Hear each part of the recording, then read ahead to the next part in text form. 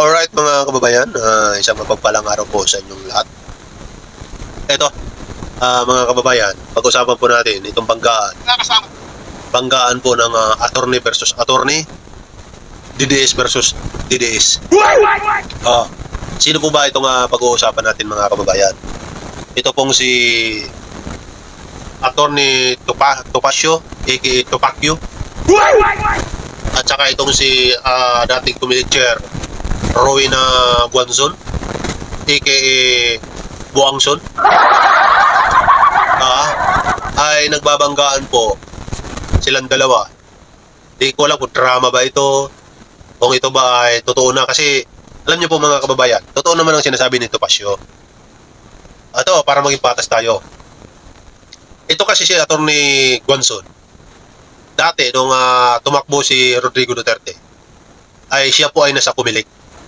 Okay, ang ginagawa po mga kababayan ni Rowena Guanzon, di umano, ay binablock niya yung certificate candidacy ni Rodrigo Duterte.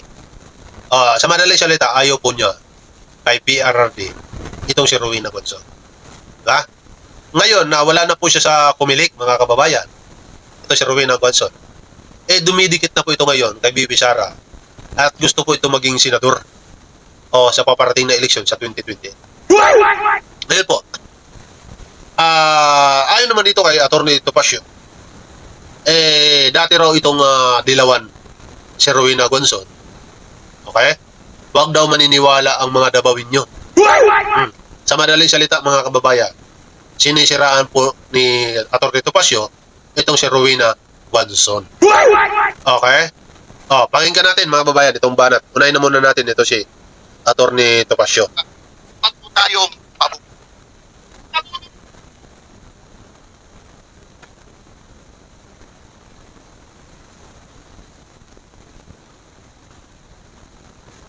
mga kasama, huwag po tayong pabubudol. Nabudol na tayo doon kay Pangulong Marcos Jr. Nabudol na tayo kay Rizon Tiveros sa Irintorso ni Vice President Sara. Tika lang, pero di ba si Pangulo Bongbong Marcos ay hindi naman nabudol dito si VP Sara? Kasi kung totoosin, ang nabudol dito si PBBM. Si VP Sara, nanalo po siya, kaya paano naman na nabudol siya? Mabuti sana kung natalo siya. Di po ba? Ganun lang po yun. Kung si Rizon Tiveros, tinulungan ni VP Sara.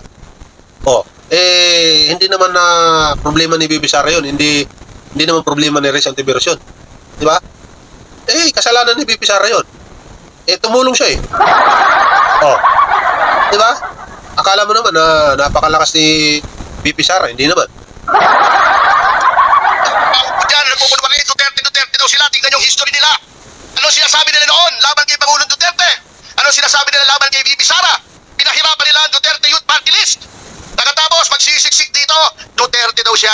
Wow naman. Wala akong sinasabi, ha? Wala akong sinasabi. Hindi ako magpabanggit ng pangalan. And on a final word, I have to tell you, bakit si Rowena Guanzon nga dilawan mo na? Dilawan mo na! Kani tao dire yung sige sabok-sabok na ko. Kaya dilawan man kang ano gadudol mo kang Bibi Sara karon. Ayaw na yun si Bibi Sara, ayaw na lang nagisgutan kay karon ang ginahanlan mo daog yun si Sara for president. Kung dilaw ka, kung pulaw ka, kung pink ka, kung blue ka, kung so, wala na minimo kaakig. Wala kami kaakig sa inyo. Upod na lang kita diritanan kay Sara para sa aton pungsod. Kaya kung hindi si Sara Duterte ang magpresidente, walang mananagot. Kaya si Rowena Guanzon magsasara Duterte. Kasi Sara Duterte lang ang presidente na kung siya ang manalo, may mananagot. Ayan po mga babayan ang bangayan ng dalawa. Itong si Rowena Guanzon versus Attorney Topacio. Wala nga pinapangalanan pero malinaw naman na si Rowena Guanzon ang tinutukoy ni Attorney Topacio. Alam niyo po mga kababayan, kung sino sa kanilang tama, parehas lang sila mali. Para sila mali mga kababayan. Kasi si Attorney Topacio ay palipat-lipat lang din yan Siguro kung sino ang kanilang kliyente, doon siya. Naiinis lang tayo kay Attorney Topacio kasi nga kahit sino lang ang kanyang kinukuhang kliyente, di ba? Siyempre, trabaho ng abogado yun Si Rowena Guanzon naman, nagkukunyari, di ba? Iniiwan niya yung dilawan at lumilipat kay Bibi Sara para lang makaakit or makakuha ng butante sa mga Duterte, sa mga DDS. Ang tanong na lang natin dito, kahit saan pa kayo pumani, ang tanong, mananalo ba kayo? Hindi naman kayo kaya panalunin ng mga DDS eh. Kasi hindi lahat ng DDS ay bobo. Oh, hindi lahat ng DDS bobo. Diba? Hindi lahat ng DDS matalino. Hati. Yung 12% na naniniwala kay Bibi Sara ay mahati pa yan. Kalahati nun, baka bobo. Kalahati nun, matalino. Di 6% na lang. Oh, ang tanong, yung 6% na yan, kaya ba magpapanalo dito kay Rowena Gonzon?